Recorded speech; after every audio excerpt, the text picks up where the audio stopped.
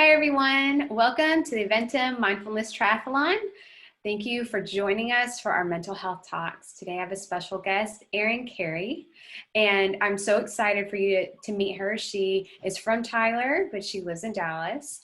And let me give you a bio on Erin to introduce you to her. She is a certified integrative nutrition coach and self-proclaimed brain health nerd. We love nerds around here, especially brain health nerds. She taught middle school English for 11 years before pursuing her wellness business full-time. She's mom to 3 kids and the owner of the nutrition coaching company, Sparking Wholeness. As a survivor of bipolar disorder, Erin knows firsthand how suffering from a chronic illness can infiltrate every area of your life. She has spent the last 6 years coaching others and learning for herself what holistic health truly means. And that comes in the form of nutrition for mind, body, and soul. Erin wants people to be empowered, to be their own health advocate, and not be limited by a label or diagnosis. Thank you so much. That's huge and extremely empowering. She's a regular contributor for the Mighty Christian Parenting, and her writing has also been featured in Yahoo News and the Denison Forum. Her podcast, Sparking Wholeness with Erin Kerry, reaches hundreds and thousands of listeners every month.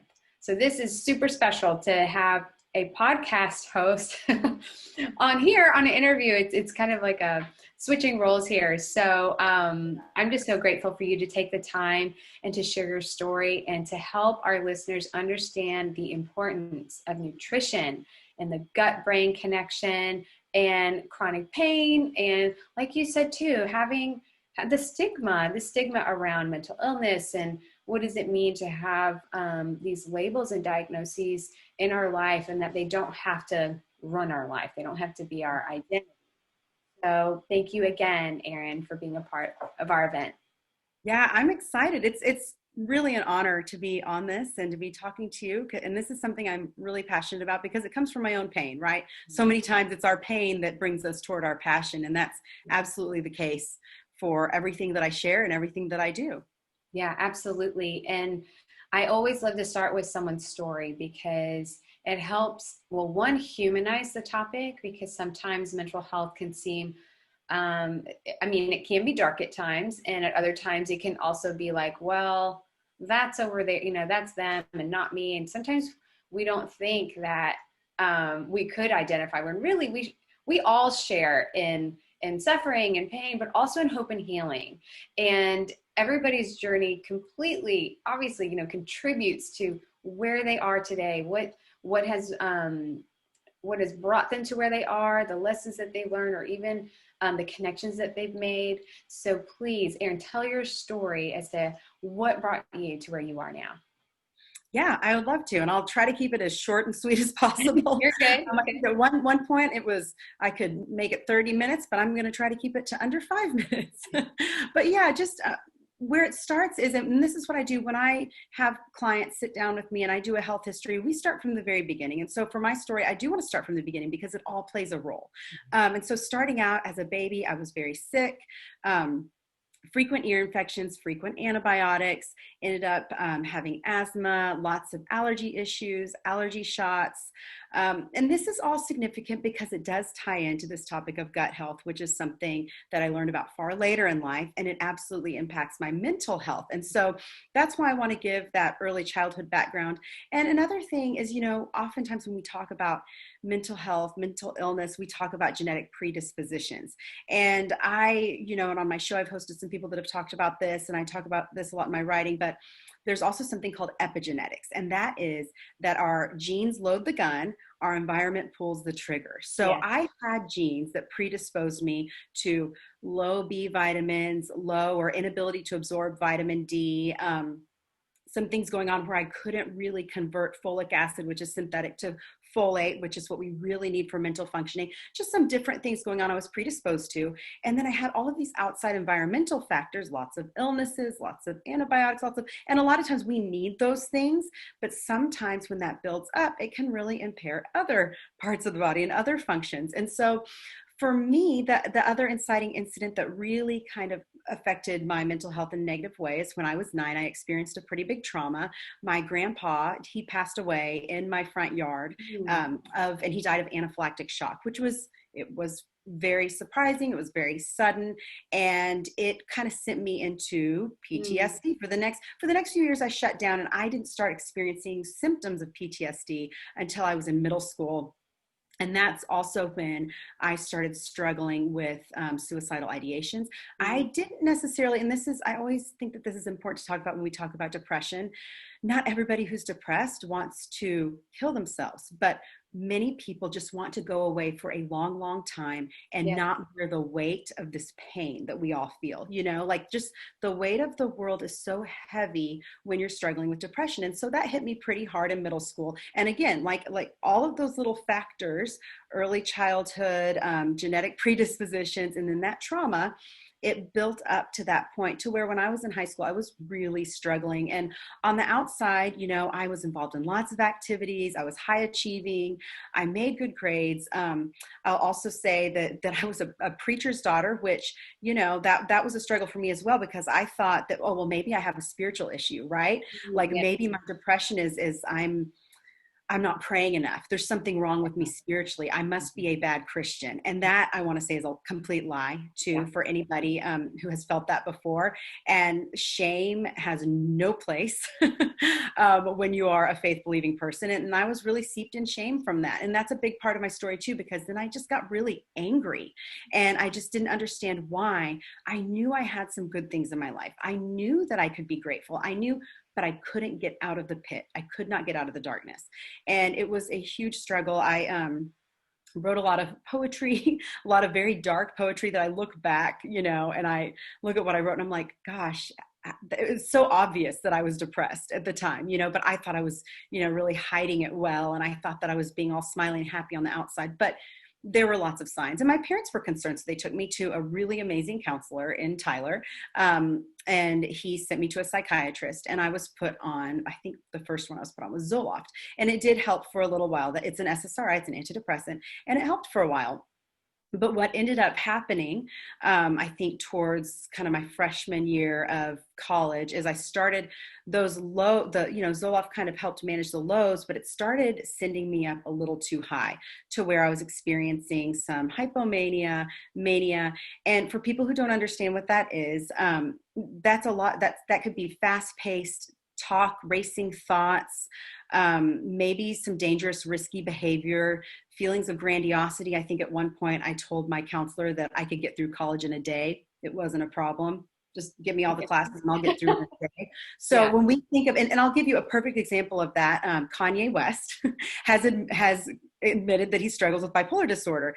And so that's a really good example of grandiosity and also maybe some religiosity. And I've written about that on my website before, because I very much relate to just that whole goal directed, like I can do anything I want to do and it feels good. But at some point that mania can be very destructive. And that's where I was put on some mood stabilizers to kind of level me out. But then I began feeling really numb. I also struggled with weight gain, which is a common side effect of those medications. And then that made me, struggle with really poor body image. And then again, dealing with this shame of, I have a broken brain and I can't fix it. I can't control it. Being a high achieving person and feeling that I should be able to do whatever I want to do. This is one area that I was failing myself. And so that kept me low too, right? Like it was just kind of a never ending battle. So in college, I discovered that one thing that really helped keep me from feeling completely numb on my meds is that I could drink alcohol a lot. And sometimes I would black out. And that's even better, right? Like for myself at that time, it's like, I was just really destructive until I was my senior year of college. I was at UT Tyler. I ended up finding myself pregnant with my daughter. And that was a really interesting moment for me. It was kind of like a switch was flipped. And I was like, all right, I need to get things together because now I have a life living inside of me. I can't be on my medication. So I need to get better for her. And it really was the catalyst to healing for me. And I experienced a lot of grace from my community and love and care, and so many people surrounded me. But I still struggled. I still hid that dark side of me, which is that bipolar depression, those struggles that I was dealing with. And throughout pregnancy, what's really weird is I went into remission from my illness for a short period of time, which is interesting. I've heard of that happening from other people, but I had a real smooth, easygoing pregnancy. Afterwards was great, and then I started struggling again. And so then I had to go back on medication and that's when I started making other changes. And this is where we're talking like maybe 12 years ago now. I started running and realizing, oh, my brain feels good when I run, when I'm active. I started sleeping regularly and making sure that I kind of give myself a bedtime. That's really important for circadian rhythm, which is something that people with bipolar really, really struggle with. I started eating a little bit better, not relying on as much processed foods, which we will talk in a minute, and slowly making some changes until 6 years ago, I discovered the gut-brain connection. I discovered gut health. And that is really the thing that everything clicked for me then. That's when I was like, okay, there are some other tools beyond just meds and sleeping more. And those are great tools, and exercise, but there are other tools that I haven't even touched that could help me mentally and help my mental function. And that's when I dove completely into the gut-brain connection, gut health, and nutrition for improving gut health. And so that's where I am today. Yeah, that's awesome. And that is another realm. That is a whole nother world when you realize, like, wait a minute, my gut, produces serotonin, all these things that really play a major role in mental health. So yes, please, can you share what you did discover and how it played into your life? And then obviously with your clients, like how does that work with your clients too?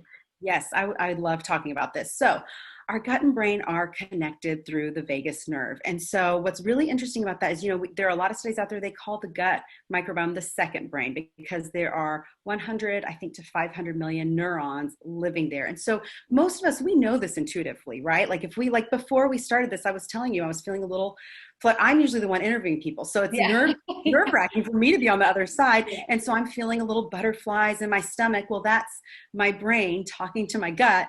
And my gut is talking back up to my brain, and so we know this intuitively that there's a connection, but there are so many studies showing it.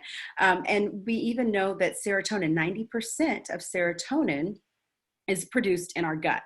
And since that was my big struggle to begin with, finding out about the serotonin connection for me was like, well, wait a minute, why am I not focusing on making sure my gut is healthy? And even like our vitamins that, like I said, the vitamins that I'm predisposed to not being able to absorb very well, they're all utilized, they're all absorbed in the gut microbiome. And so one of the things that's an issue, and a lot of, you can look this up on Psychology Today. There are tons, PubMed, wherever you want to go, but it's very interesting that a lot of people now are considering depression, anxiety, mental health concerns, not necessarily a diagnosis in themselves, but they're actually symptoms of a bigger underlying root cause. And so one of those causes is leaky gut. And I'm looking at my notes because I want to make sure I don't veer off into rabbit trails, because I can do that. But when our gut lining, the cells of our gut wall are supposed to be pretty tightly pressed together. So when they become breached by stress is a big one. And I always emphasize that first, because I think that is something that we don't emphasize enough. We like to talk about food and other things, but not about stress.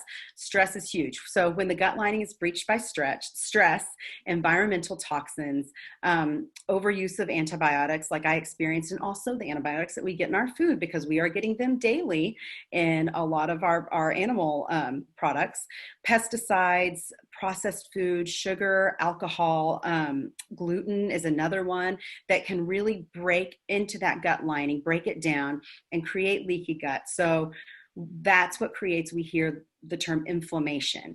And many people will refer to depression and mental illness as a brain on fire, because you literally have these pro-inflammatory cytokines wreaking havoc on your body. And so it's really important to make sure that we're taking care of that gut wall and that we are loving our guts and treating them nicely, because that is what's going to affect everything that our brain receives. And so another thing that I always like to talk about when I'm talking about mental health is that these symptoms that we experience, whether it's depression, anxiety, OCD, mania, hypomania, all these things, these are symptoms of a dysfunction in our internal and our external environment. So we can have, depression, anxiety, PTSD, right? That's triggered by something that happens outside of us, that happens in our external environment. We have these symptoms happen because it's triggered inside. And even people with like food sensitivities, there are a lot of people that have celiac is another really good example. Many times people have celiac, but they're diagnosed with all of these other psychiatric illnesses before they figure out that really they just can't, their body cannot tolerate gluten at all. And it manifests in psychiatric conditions. So, anyway, so one of the things I love to talk about all of that because we can't always control our external environment. We really can't even control our internal environment, but to some extent we can control what we put into our mouth. And so that's where I do like to talk about nutrition. And I will say there's no one size fits all. I don't believe there's one cause to mental illness. Like I can talk about gut health, inflammation, all of that, but there's really no one cause. Therefore, there shouldn't be one solution. There are all sorts of different tools, all sorts of different ways of eating. And so I've kind of developed like a basic overview of what I think is helpful for most people, but by no means is it prescriptive for everybody all the time should do this. I think that there's a lot of individualization that we have missed in our modern world of one size fits all medicine and one size fits all solutions. And I think that everybody needs to advocate for themselves and find what's best for them. And so that's what I'm passionate about doing is finding, okay, let's look at your life. What would be beneficial for you and what could you actually do in your life considering all of these external environmental factors and considering finances and considering, I'm a mom of 3 kids. And so sometimes we go to Chick-fil-A or Taco Bell, I'm just going to say it. Sometimes we do. So again, this is not about perfection because that can send people in a total opposite direction too. But I do have some basic building blocks for brain health that I'd love to share. Yes. And thank you for diving into that because I don't know if people will, maybe not everybody realizes that we have a gut biome and that there is such thing as leaky gut. And that's kind of like mentally it's like, what does that look like? What is leaky gut? Right. And essentially is allowing, when those walls aren't tight, it's allowing toxins into your blood, which can lead to the inflammation. And like you were saying earlier, maybe someone who's got celiac or the thing where they can't absorb the nutrients, their body is so kind of like on the red line of like an engine is just so tapped out trying to maintain or try to obtain homeostasis that there's all these things that are manifesting in their body. And I think sometimes too, it can feel overwhelming when your body doesn't feel, when it feels, like you're constantly on. It's hard to kind of slow down and think, I don't even know where to start. It can be really overwhelming. So yes, I'm very excited that you want to dive into just some basic nutritional tips or help that you can offer us to just simple places that we can start, that we could all benefit from. Yeah. And I want to touch on something you said real fast, homeostasis, right? That is our body is always, and this is something I wish I knew 20 years ago, is that your body is always on your side trying to seek balance, right? So the things that I was experiencing 20 years ago was my body telling me, they were symptoms, something was going on, and my body was telling me, hey, things aren't okay here. And I was angry about it and I was stressed about it. And I think that made things worse. It was more like, body, do what you're supposed to do, brain work, like I wanted to kind of beat it out of me, like fix myself. Like, again, like I just wanted a quick fix solution, but there really isn't one. And even medication, they're wonderful tools. And I'm so glad we have medication, but there is such a thing as treatment resistant depression. And there are some people that get worse and some, so again, like there's so many factors that play in and I want to be sensitive to all of those factors. But yeah, I can definitely, we can go into the nutrition part. Yeah, that'd be awesome. Okay. So I'll just start with one of the things that was really transformative for me to find out is that serotonin cannot be produced in our body unless we are eating and absorbing protein well. And so we need protein to produce serotonin in our bodies. And the problem is a lot of times because because of poor gut health, because of other issues, we aren't always producing the digestive enzymes that we need to utilize this protein. And so that's where things can get really tricky.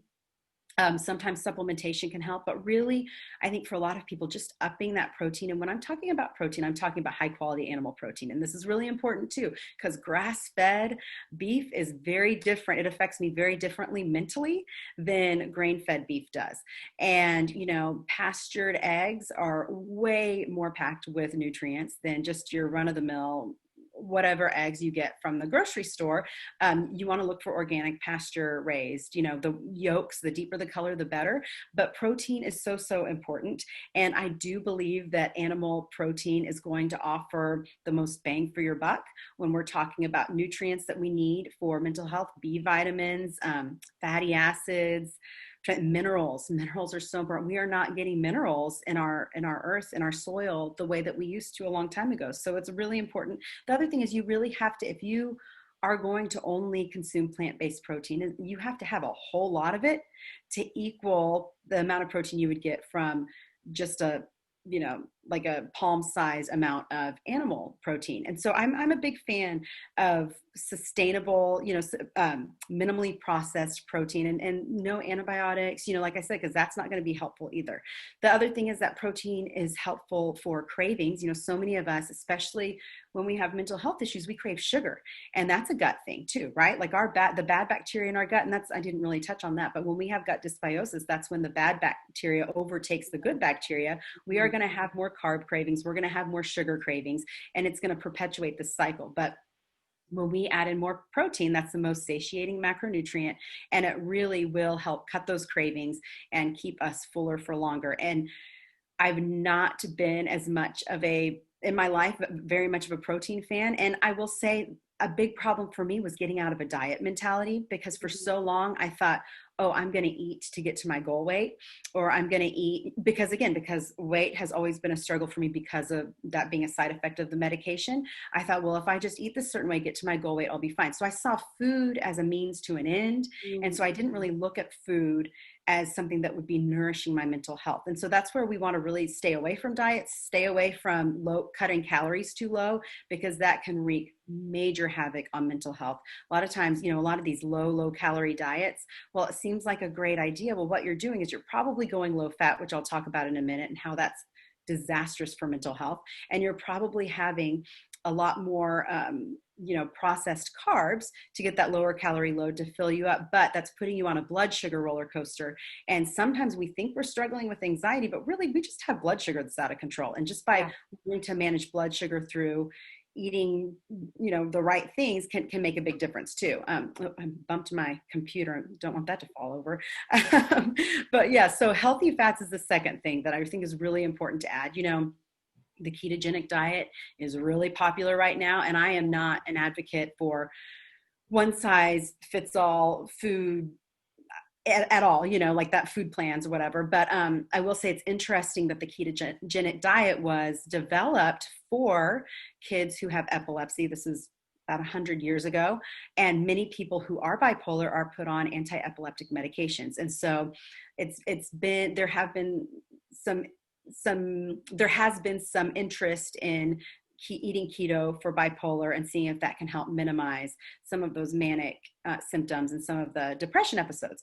So I have experimented with that, but it is really hard to sustain. And so I think that while keto is great because of the fat content, again, there's not just like one fix for everybody, but I do want to mention that because I think that is fascinating. So our brains are made. Oh yeah, go ahead. Sorry, can you break down keto? Like if someone's like, I don't even know what keto is, like what is it?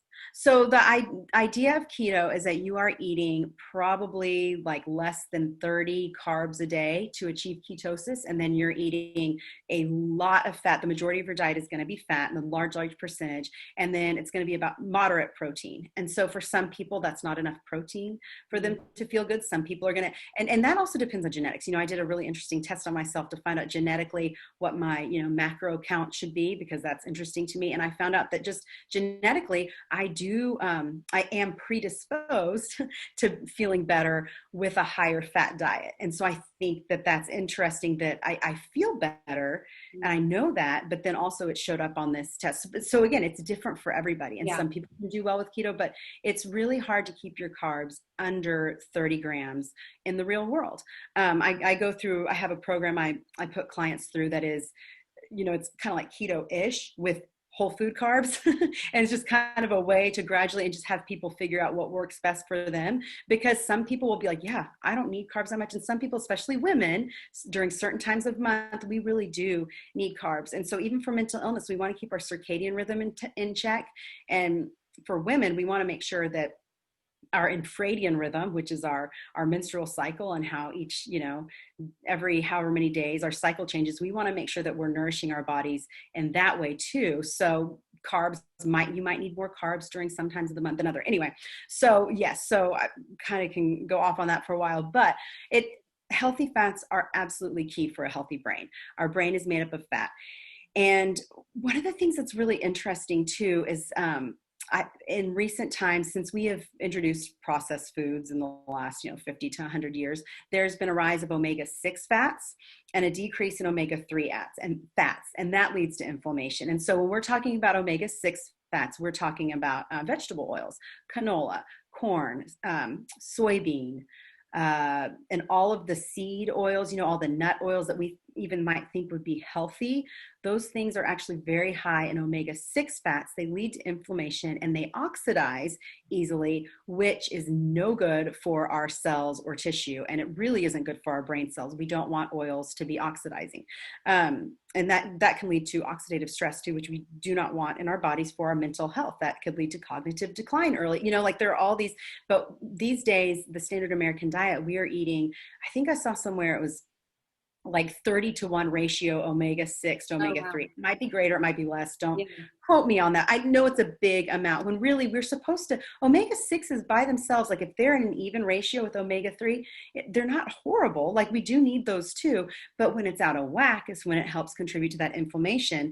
Something else that I recently learned that I just thought was fascinating, and I don't think I have it written down on my notes here, but I learned that one of the reasons that lithium and some of the other similar drugs for bipolar work so well is that they block omega-6 fats in the brain.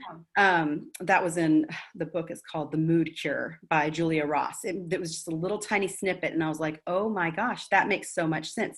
And so just limiting those omega-6 oils are really, really important, and concentrating on the omega-3 fats, concentrating on fats like avocado oil, I hear my kids, olive oil, coconut oil, grass-fed butter. For forever, we've said that butter is bad, but butter is so nutrient dense and so vitamin rich.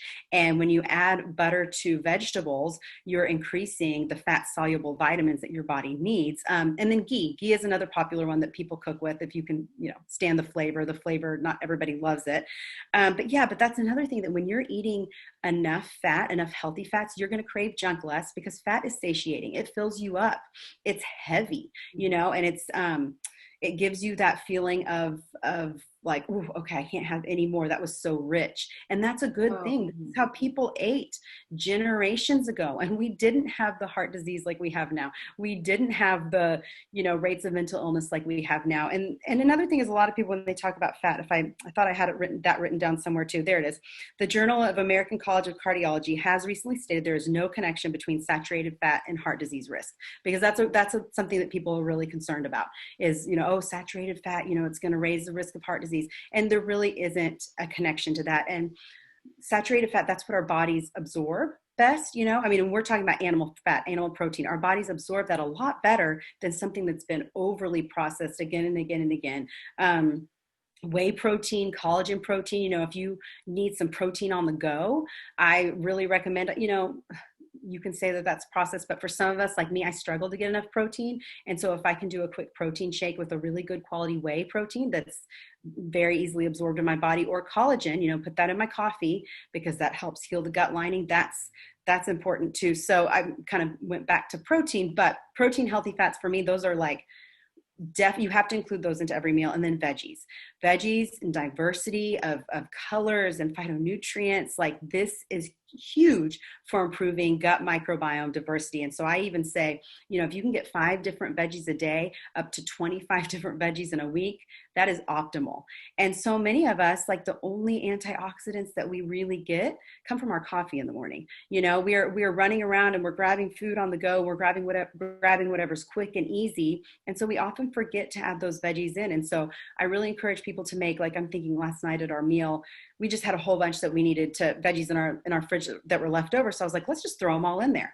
And so now that I have them cooked and fixed and prepared, well, today I know what I'm going to do after this call. I can make myself a frittata. I can saute them and add a protein, or I can, just even snack on them just cold as they are after they've been roasted, whatever. Like, I think that we overcomplicate eating vegetables when it's because we just don't do it. It's not what we're used to. Most of us were not raised, and I love my parents and I think they did a great job raising us, but we had Pringles and cereal, like your standard whatever. And again, my kids don't eat perfectly either. I caught my kid having chips for breakfast this morning, you know what I mean? So it's like, there is a balance, but I want to normalize the eating of vegetables. And so when I look at a perfect plate, I'm looking at half of the plate being vegetables, a good quarter of the plate being starchy vegetables or complex carbs, because that is, again, we don't want to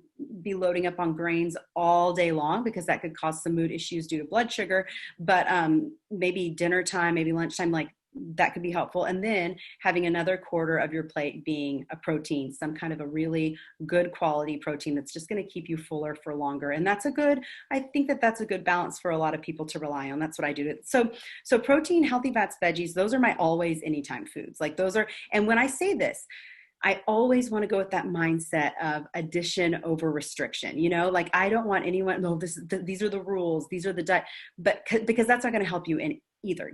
Like one of the things that I say a lot is a body in stress will not digest. So if you're stressed about what you're eating, it's going to shut down your digestion. It's going to decrease your immune system from doing what it's supposed to be doing. It's really going to mess with a lot of systems in your body. So you don't want to be stressed about this. And then our food can stress us out too. If we're eating a lot of inflammatory foods, that can stress us out. But like, these are just always foods. Like these are just things we always want to feel freedom to include and add on. For sometimes food, and I would include in that, dark chocolate. Love dark chocolate, like 80% cacao. Cacao is one of the most powerful antioxidants in the world. And so I highly encourage, and also it tastes good, right? So I highly encourage eating that. We love that. Kimchi, sauerkraut, different fermented foods. Those are other things I would say are always foods. But again, it depends on your gut. Some people, if you do have leaky gut, if you have some gut issues, that might be too much. It might cause a lot of bloating, gas. And so you want to limit. But I'm really weird. Recently, one of my cravings has been I saute kimchi with like some other greens, like maybe kale, maybe spinach, and then I add them to my scrambled eggs. Ooh, and it's good. So good. It's weird, and a lot of people be like, "Oh my gosh, that's so weird," but it's tasty, and you can do it with sauerkraut too if you like that kind of thing. It just adds a pop of flavor. Others, so those are my always foods, and sometimes foods are non-gluten grains, and because gluten, we want to.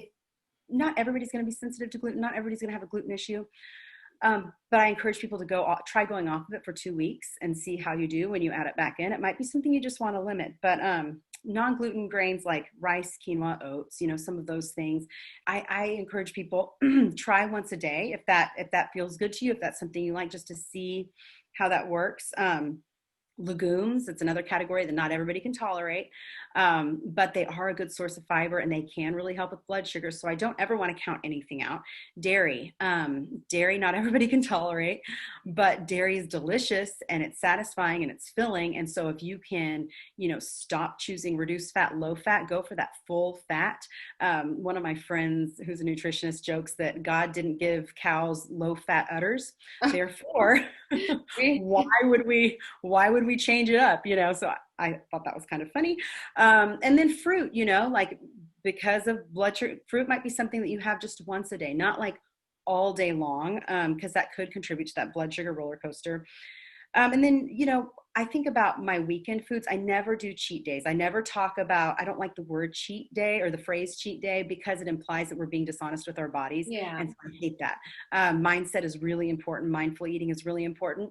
But, you know, like I think about having, what are my fun foods that I want to have on the weekend when I'm not stressed, right? Like, what do I want to enjoy when I'm relaxing with my family, when I'm just sitting around a table watching my kids play, not during the week when it's chaotic. And so that's when I would add in maybe, you know, I would have some sugar, or maybe I would have an item that has gluten in it, or maybe I would have, you know, wine or whatever. I'm off wine right now because of blood sugar. But, you know, like I think that when we give ourselves the freedom, you know, we have the freedom to have whatever we want, but not everything is going to work well for us. Not everything is going to make us feel amazing. And so that's where it's really important for people to tune into what makes you feel good, and different stages require different things. So there was a time where I completely went off of dairy and gluten, and that worked for me. And now I can kind of slowly add things back in. And same for my kids. My youngest, we went through a major, that's a whole other topic, but we went through a major gut healing journey with him,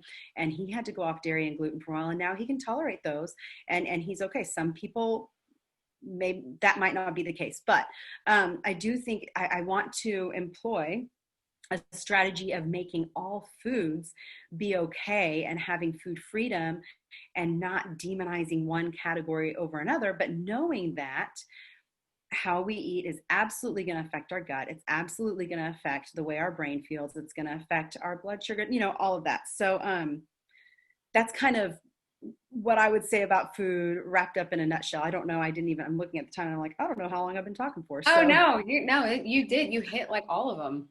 You did awesome, because you talked about the everyday type foods. What does that include? It includes proteins and fats and veggies. And can you touch on, do you talk about supplements, and can you touch on hydration? Because the hydration I know is a really big one too. yeah, you know, it's interesting. Hydration is such a big one that I have a friend, I often do different coaching groups with her, and she's always like, we got to talk about water. I'm like, oh yeah, water. Because I think it's so obvious, you know, but it is really true. We should be drinking, I always say, drink half your body weight in ounces of water every day. That is so, so important. We have to have water. We need, I mean, there are 1,000 reasons. And a lot of times, you know, we're filling up on soda or coffee, and sometimes, and this is another thing that I've found to be really beneficial, is many of us, myself included, we'll start our day with just coffee. Like that's how we wake up, we get our coffee, but putting coffee on a dehydrated body, you know, you think about all the time you've been sleeping, Yeah. and sometimes I wake up and I drink water, but typically I don't. And so I really encourage people to have water with a little bit of lemon upon waking up, because I think that's really good for, first of all, you get some good vitamin C, you get some antioxidants, it helps really with liver, which many of us, if we've been on medication for a long time, or if we have some of these genetic predispositions I was talking about, it's really hard for my liver to detoxify from just this toxic overload in our world. And so I will do whatever I can to help support my liver first thing in the morning. And so water with lemon is really big, and really water with lemon all day long. It's funny, when I drink water with lemon, I almost drink more water. It's like it makes me crave more throughout the day. But yes, so hydration, I always say half your body weight in ounces. You know, tap water might not be the best thing, because again, that's where we might be getting some antibiotics, birth control pills, or whatever it is that's in the water, you know, they say.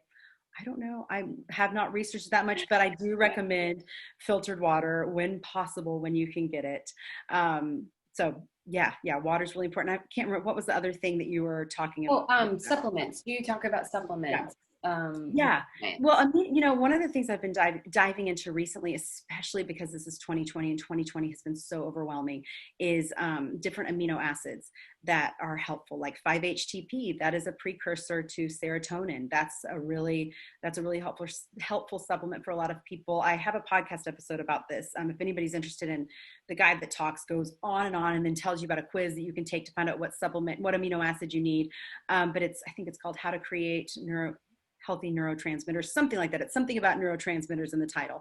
And it's a really good episode where he talks about, so 5-HTP is great. Tyrosine is a good one for if you're feeling low dopamine, like you just have kind of the blah, like you don't Mm-hmm. feel like doing anything, you just like have no motivation. Tyrosine can be helpful for that. Now, for somebody like me with bipolar, I have to be careful, right? Because anything that sends me up could send me two up. So that is where, you really, I want to be careful how much I want to empower people to be their own health advocate, Yeah. but also, Yeah. have caution and talk to, if you are on medication, for sure, talk to your doctor about this, your psychiatrist about this before diving into this world. Another thing that is really, really important right now is GABA. It really helps with that feeling of overwhelm, stress, just that, like that knot, like that feeling in your chest, that weighty feeling. GABA can really help with that. It can also help with sleep. I'm really big into probiotics, of course. That was the first thing I discovered that I was like, oh, I noticed a difference. Probiotics, huge. Magnesium for people who struggle with anxiety, especially for women who struggle with extreme PMS symptoms. Magnesium can really be helpful. Can even be helpful for menstrual cramps. So yeah, magnesium is a big one, and then a good multivitamin with methylfolate is huge. That was another thing that when I started taking a vitamin with methylfolate, it was like, oh, I feel better, because my body doesn't convert folic acid to folate. Folic acid is synthetic, and for a good 40 to 60% of the population, we can't convert it to a usable form of folate. And so that's something, even with my kids, I've talked to our pediatrician about that. She's like, if that's true for you, it's probably true for the kids. So make sure that they're avoiding folic acid as well. And it's in all of our enriched wheat, and it's in a lot of our processed foods with wheat. So that's another reason where I caution people to maybe consider going off of gluten, because of the folic acid that's added to that. And that might be doing more harm than good for a lot of people. But yeah, I think those are probably the basics. I mean, I play around with supplements all the time. Right now the big one that I look into, and especially because of what I've read for COVID, is N-acetylcysteine. Helps with producing glutathione for detoxification, and that's something that I think is worth considering for a lot of people. But again, I don't recommend anybody ever doing anything crazy if they're on meds without talking to their doctor. So yeah. How does someone find out if they can't, like for example, the vitamin B, the folic acid versus folate? Like, how does someone find out that their body can't process? How would they find it out? There's a genetic mutation. It's called MTHFR, which is a really fun little acronym. It's very easy to remember. But yeah, I found out through 23andMe. I ran my raw data through another program. There is. They just have a health one, right? I did that. Yes, health. the health, the Ancestry Plus Health. And then the other program I ran my raw data through is called Genetic Genie, and it's free. Again, I don't know how secure all these things are, because later I found out that now the government has all of my DNA and everything forever, but whatever. But that's what a lot of people I know have done. And it was helpful for me. It was helpful to see, I also found out that there are some internal endogenous antioxidants that I should be produced, like glutathione. I should be able to produce a lot of those things on my own, but because of some SNPs I have in my DNA, I might not be producing those, like glutathione. I might not be producing SOD, SOD, and I can't remember the long word that stands for, but it has to do with antioxidants and combating some of these toxins in our environment. And so it's harder for my body. Yes, I have a liver. Yes, I have skin and sweat glands and all of these things that help me detox, but sometimes that's not enough. And so that was really helpful for me also to look for, and just to realize, like I've cleaned up our whole household, laundry detergent I don't use anymore. I use a natural version. I don't use typical cleaning products, because I know that could be neurotoxic. I mean, there are a lot of things that I've done for my family, and I hear my kids right now. I don't know if you can hear them. That we've just done a whole overhaul because of mental health. And I just figure if I can limit some things here and there, if I can change up our diet here and there, again, it's not perfect 100% of the time, but I want to limit that load, because I also don't want my kids to go through what I had to go through. Obviously, it's being used for good, and I'm sharing, and I, talk about it all the time, and hopefully I'm offering hope to people. But if I can avoid that in my kids and, kind of biohack those genes and change the genetic expression, that's another part of epigenetics. It's huge, is we can actually change the way that our genes are expressed. And so for every little thing that I try to change up, maybe it'll make a difference. I don't know. So absolutely. And that's the empowering part, is that someone there are some areas that we can take agency over our life, whether it could be on the food spectrum, it could be what we eat, it could be the exercise, like you said, the running, or it can be household items, or that's what I'm glad you touched on all those things, because for someone who's like, okay, I feel like I need to make a change. I'm not really sure where to start, but you just gave some great examples. Maybe it is eliminating one thing, or it could be, like you said, addition over restriction. Maybe it's the water. Maybe just focus on the water. And then once that's down, then, start walking or whatever it is that, like you said, healing is so different. And I believe, like you, it's not linear. There's no one way, or there's these steps that you have to do. There's really a lot of different angles. So sometimes it can seem overwhelming, like, oh, there's so much, but really it's offering you different entry points. These are all different entry points that you can take, that whenever someone is ready and they feel right, that is the right way for them, because only they know their body, they know what's best for them and what's going to feel right. And I love the judgment-free approach that you're taking, and that it's very like, yeah, try this, and this is what can help. And these are kind of just these basic, like when you're talking about the vitamins, like everyone can benefit from, this vitamin or this, or everyone can benefit from protein. So I'm really glad you touched on all the things. And I would love if you would, can you share, it's kind of a twofold thing, but can you share some mindful eating practices, and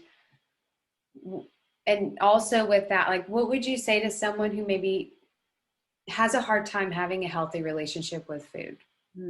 How would you encourage that person? This is a really, really big concern of mine, because even in my own journey, I've probably veered off a little bit into that disordered eating, kind of like, not eating disorder, not a diagnosable condition, but enough to where I got real obsessive about things. Mm-hmm. That's no good for our mental health either. And so one of the things that's really been huge for me, and I hope I've kind of expressed that a little bit through the talk, is like not moralizing food, right? Like, not good. That, like I used to say, oh, I had a bad food day, like I had a bad food. My husband and I compare our bad food days. Well, that's so negative. And a lot of times what we do when we say that, we're like, well, I blew it, so I'm eating everything in the house now, and that's not a good approach either.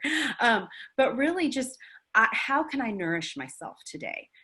How can I use food as nourishment? And sometimes that's going to look different on different days, and sometimes, one thing that's, when we're talking about mindful eating, I always like to look to the examples of the blue zones. I don't know if you're familiar with the blue zones.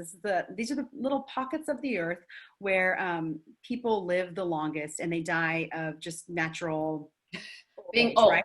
Like just there's being old people. So there's a blue zone in Japan. I think there's one here in either California, Nevada, somewhere over there. Italy. There's one in Costa Rica, and these are areas where people live in community. And they walk a lot. They don't intentionally exercise. And that's the other thing. We can get real caught up in this. I've got to exercise. But this is just, they just naturally do a lot of things. They naturally eat good meals with their family, and they enjoy conversation while they're doing it. And they all eat pretty differently. Like, there's not really one specific way of eating that causes this to happen, but I do believe they're all very mindful about it, and they're all very stress-free while doing it. And their dinners, the eating, they can take a long time to eat. And that's the other thing, is we eat in a hurry. When we're eating in a hurry, we're in fight or flight, and so we are causing our digestion to go, nope, not going to use that today, and so that's something that's really important, is practicing gratitude before your meal. I know a lot of people traditionally, depending on, your background, you pray before a meal, right? And I think it's interesting that's just not just like this great thing to do, but that actually does a lot of things for your body. It's sending signals to your salivary glands to produce enzymes to break down your food. If we just sit down and immediately start eating, that might not be enough time for our bodies. I don't know, if you've ever experienced this, but I've had times where, for example, Whataburger. I can use that because everybody knows Whataburger. I have eaten, like, let's just say a big cheeseburger, big thing of fries with spicy ketchup in like less than 10 minutes, just starving. So just shoveling it in. Well, am I actually even full afterwards? Typically, no, because my body, number one, didn't get the nutrients that it really truly needed, and it didn't have time to break all of that down. And so it's hard for our bodies to understand, oh wait, I'm getting what I need when you are not pausing, when you're just shoveling food into your mouth. And so it's really important to just be mindful and be grateful and like, wow, how amazing that we have all of this food available. Because so many, we're like, oh, all this processed food. If you go to Walmart, there are 2 aisles worth of chips and all of it's crap and all of it's junk.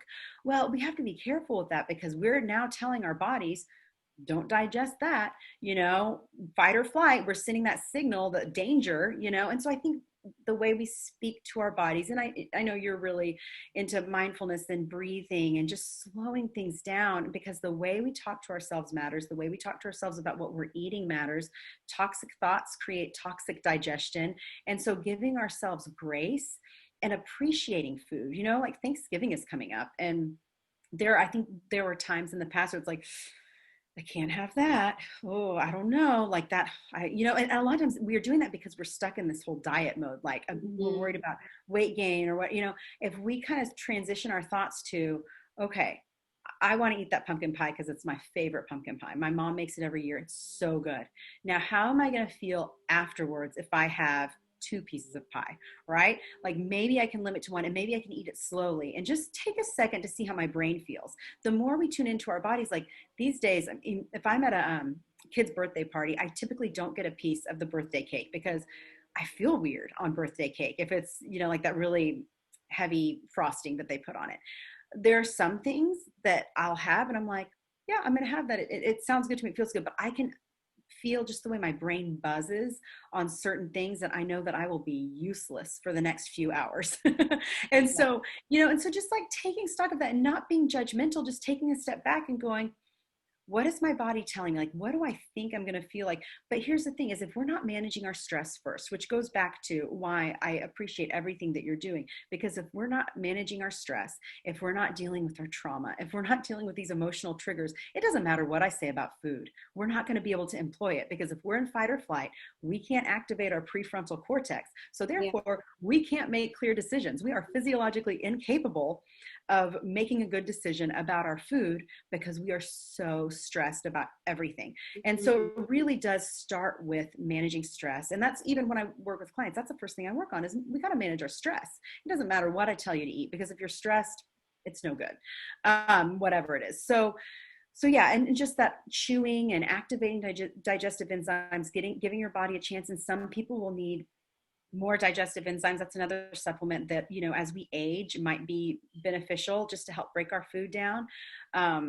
But yeah, I just think this whole like, this is bad, this is good, that is, stay away from that. If anybody is telling you, giving you like these do or don't lists, if you're starting a plan that's, it's not a diet plan, it's a wellness plan, but it's being really rigid and you've got concerns that it's going to be too rigid for you. Like, and that was my issue when I went on keto, is by the end of those 30 days that I did keto, I only did it for 30 days because day 31, I was eating a whole bag of chickpea crisps. And I don't even like chickpea crisps, but I was told I couldn't have chickpeas. And so that's all I wanted to eat. And so we just got to be really careful with what we're telling ourselves. Because if we say, you can't have this is bad for you. Some of us, I have a major rebellious side to myself.